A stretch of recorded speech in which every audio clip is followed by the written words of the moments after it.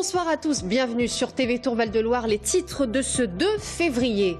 Les chiffres de la délinquance en baisse pour l'année 2015, une année marquée par l'état d'urgence. On fait le point ce soir, état des lieux à suivre dans quelques secondes. 4 garçons, 2 filles jugés devant la cour d'assises, séquestration, extorsion avec armes. Cette bande de jeunes risque jusqu'à 30 ans de réclusion criminelle. Compte rendu d'audience ce soir. Également dans cette édition, en 47, la Sainte Vierge y apparaît. Aujourd'hui, l'église Saint-Gilles accueille chaque année 800 000 pèlerins à l'île Bouchard. Mais elle est menacée, 2 millions d'euros sont nécessaires à sa rénovation.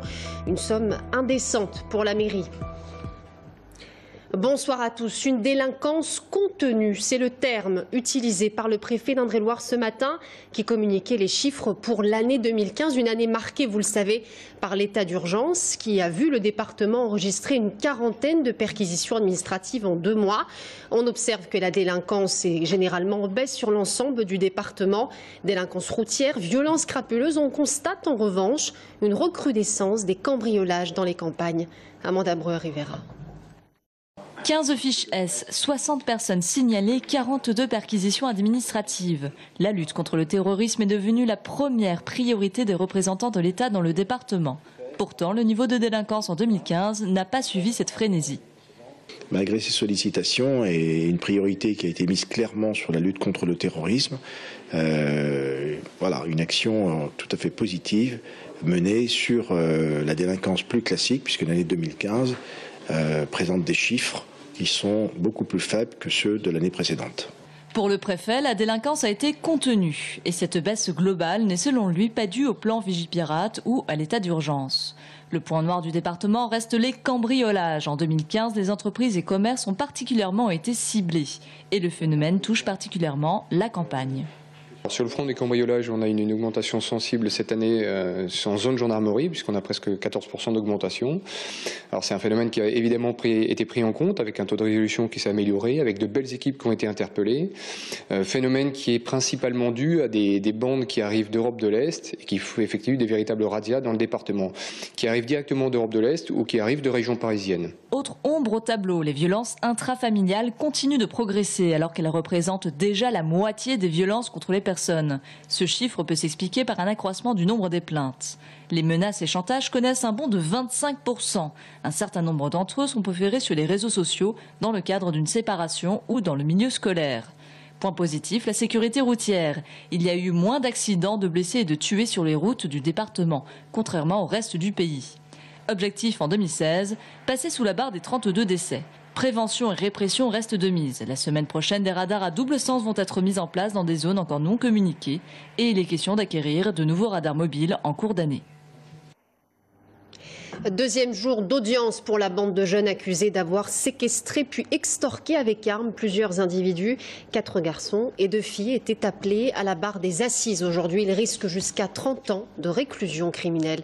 Compte rendu d'audience, Romain Delville. Au fil de cette deuxième journée d'audience, il apparaît de plus en plus clair que dans cette nuit du 27 au 28 mai 2012, 2 jeunesses se sont télescopées. D'un côté, les victimes, une bande de copains férus d'informatique. Certains en ont même fait leur métier. Programmation, création de jeux vidéo. Métier et vie perso se mêlent. Le siège social de l'entreprise, c'est leur colocation. Et c'est ici qu'ils ont été séquestrés dans leur propre maison du quartier Saint-Symphorien par une bande de prédateurs. 4 garçons, la vingtaine aussi. L'un a abandonné le collège en 6e, un deuxième a décroché en première, un troisième en CFA. Tous ont d'abord commis des petits délits, fumé du shit, en ont revendu. Marty Mbongo, lui, a déjà été condamné 8 fois. Cannabis, cocaïne, il a vécu en marginalité au moment des faits. À 25 ans, il a seulement vécu 1 an en dehors du système pénitentiaire. Il a participé aux faits, il était dans la maison, il a participé aux violences, il a assumé son rôle, il a tout de suite reconnu sa participation dès qu'il a été en garde à vue. Donc voilà, il a une participation, mais c'est ni le leader ni l'instigateur des faits qui sont reprochés. Mais de toute façon, je pense que tous ceux qui sont entrés dans la maison et ont commis des violences sur les victimes, voilà, leur responsabilité est identique ou très proche en tout état de cause. Demain, nous en saurons plus sur le déroulé de cette soirée de fin mai 2012 où les principaux accusés paraissent se renvoyer les responsabilités. Séquestration, vol avec armes, extorsion, des crimes passibles de 30 ans de réclusion. Les tarifs d'autoroute de nouveau à la hausse. Après avoir été gelés en 2015-2016, les voient augmenter de 1,12% en France. Les nouveaux tarifs, vous les voyez, sont entrés en vigueur hier avec de fortes disparités selon les parcours. Le 8 décembre 1947, la Sainte Vierge apparaît à 4 fillettes. Depuis l'église Saint-Gilles du village de l'île Bouchard, moins de 2000 habitants, est devenu un lieu de pèlerinage. 800 000 personnes s'y pressent chaque année. Classée monument historique, aujourd'hui cette église est menacée. Édifiée au XIe siècle, elle doit être rénovée. Mais le coût est exorbitant. 2 millions d'euros sont nécessaires, une somme que la commune ne peut supporter seule. Audrey Champigny. À l'île Bouchard ce matin, bon nombre de fidèles se pressaient à l'intérieur de l'église Saint-Gilles pour la messe quotidienne. Pour l'abbé Mal, en revanche, l'heure était plutôt à l'inspection. L'édifice, vieux de plus de 1000 ans et classé monument historique, présente en effet des dégradations importantes. Devant l'urgence, Anne-Marie Mortier, avec d'autres paroissiens, a donc décidé de créer une association et lever des fonds pour participer à sa restauration. Mais depuis 1870, il y a eu des petits travaux, ce qu'on appelle nous des rustines, de toiture ou de maçonnerie, mais pas de gros travaux. Et donc il est devenu urgent maintenant de lancer tout un programme de rénovation du bâti même de l'église. À un moment, je me suis dit, il faut que je prenne en photo pour réaliser, rendre concret la vision de cette église. Donc je suis montée un peu partout et j'ai fait un tas de photos, ce qui a permis vraiment de prendre conscience plus clairement de son état et du coup en le présentant à différentes personnes d'avancer un peu sur le projet. Des vitraux cassés, des fuites dans la toiture et des façades dégradées, la liste est longue. Mais le plus urgent se trouve tout en haut, sous la charpente. On est dans le clocher, et donc vous avez les cloches au-dessus. Et donc elles ne sonnent plus à la volée parce que le clocher est branlant et surtout en fait la structure en bois qui supporte les cloches est trop proche des murs et donc à la volée ça bouge les murs aussi. Des travaux importants qui s'évalueraient à plus de 2 millions d'euros, une somme pharaonique que la commune seule ne peut pas prendre en charge sans mettre en péril les finances de la ville. En tant que maire, après, je me dois d'être garante de l'équilibre des finances entre les monuments qui sont communaux mais dédiés à un culte, par exemple, et aussi tout l'ensemble des monuments, des bâtiments communaux, style école, tout ce qu'on peut avoir en autres bâtiments où on se doit de les entretenir aussi. Je pense qu'un cofinancement avec une association avec des dons, ça permet aussi de ne pas engager complètement les habitants d'Île Bouchard pour ceux qui ne fréquentent jamais l'église. Moi, je m'y intéresse uniquement dans la sauvegarde d'un monument historique qui nous appartient. L'association pour la sauvegarde de l'église Saint-Gilles s'est fixée comme objectif de collecter déjà 100 000 euros d'ici un an pour aider à financer la première tranche des travaux. Des travaux qu'ils ont bon espoir de voir débuter dès 2017.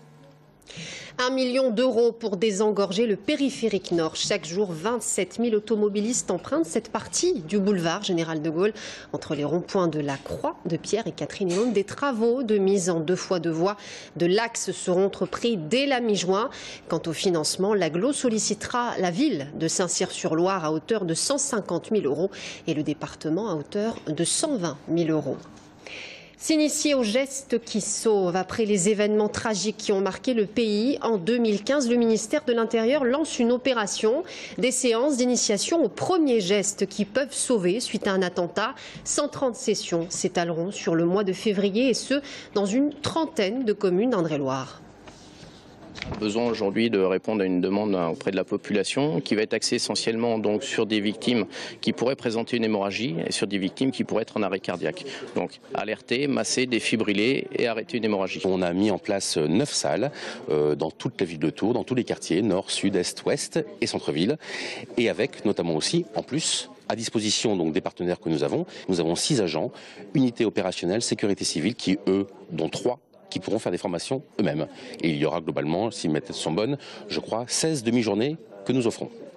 Et nous en parlerons plus amplement à la fin de ce journal. Raphaël Louriou nous rejoindra pour l'invité de la rédaction. J'ajoute que 3000 personnes sont formées chaque année au premier secours dans le département. La formation dont on vous parle ce soir est gratuite. Pour participer, il vous suffit de vous inscrire sur Internet www.indreloire.gouv.fr. Geste qui sauve.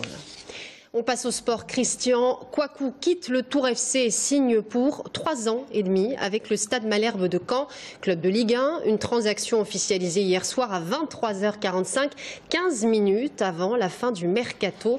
Christian Kouakou est le deuxième attaquant à quitter le club après Alexis Bosetti. Bastien Mathieu. Il était arrivé à l'été 2012, tout droit débarqué de Thaïlande. Il avait posé ses valises en Touraine. C'est Max Marty qui est allé le recruter à l'époque et qu'il avait repéré en visionnant une cassette contenant ses buts marqués avec le club thaïlandais de Muangthong. Ses débuts sous les couleurs tourangelles sont difficiles, marqués notamment par un premier but qui fera polémique. Contre Arles-Avignon en décembre 2012, Kouakou profite de la blessure du gardien arlésien pour pousser le ballon dans les filets. Peu à peu, Kouakou va prendre ses marques à Tours. Il est aujourd'hui le meilleur buteur tourangeau. En 3 ans et demi, l'attaquant d'origine ivoirienne aura inscrit 25 buts en 94 matchs de Ligue 2. Un bilan honorable qui a donc convaincu le Stade Malherbe de Caen de verser entre 400 et 600 000 euros au TFC pour s'acheter ses services. Si on est loin du million espéré par les dirigeants tourangeaux, cette vente aura le mérite de soulager un budget fragile pour Tours. Malgré cette vente, le club sélénois reste sous la menace d'une rétrogradation par la DNCG en fin de saison. Il lui faudra alors vendre de nouveau 1 ou 2 joueurs au printemps pour être tranquille. Pour Christian Kouakou, une nouvelle histoire commence en Normandie. Il y retrouvera son compère en attaque de l'année dernière, un certain Andy Delors. Et le club se réorganise. Fabrice Berton, l'ancien conseiller du président, devient directeur général du club.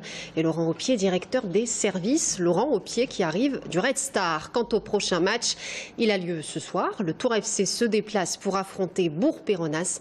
Coup d'envoi du match 21h. Autre match ce soir, celui du TVB en quart de finale de Coupe de France contre Nantes. Un match à élimination directe. En cas de qualification, l'équipe de Vitalainen jouera sa dernière finale dès demain soir, sa demi-finale. À suivre, après les attentats, les Français se forment au Geste qui sauve, une formation gratuite, accessible dès 10 ans. On en parle tout de suite.